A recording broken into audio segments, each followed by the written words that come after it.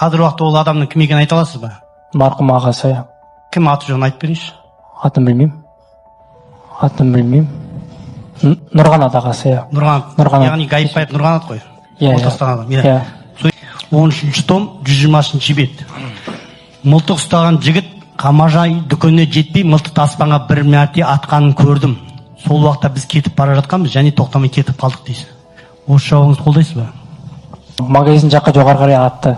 Одан кейін біз қашып кеттік сол. Сонысында растаймын. Оның мылтық атқанын көрдіңіз нақты? Жаққа адамға емес, жоғары жаққа атқанын растаймын. Жақсы, рахмет. Мен жауабы нақтылап алайыншы. Қалады ма сол жауапты жоқ па? Аяғында кроссовки не дейін айтып берген. Ал бірге келген абзалдың ешқандай несін айта алмай отыр, киімін. Осы жауабыңызды қуаттайсыз ба? Қара түсті сақалы бар екенін байқап, үстінде киімдер сұр түсті, бас киім, қара түсті куртка, не жеңіл шолақ куртка, бұтында сұр түсті спорттық трико, аяғында қара түсті кроссовки болды дейсіз. Осының бәрі сіз жүріп келе жатып көрдіңіз ба? Машинамен жүріп келе жатырсыздар.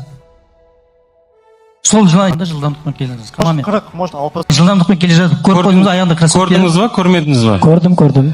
Растаймын. Келесі сұрақ. Ұшақтарда тұрды ғой. Мүлдем бөлек жақта тұрды ғой.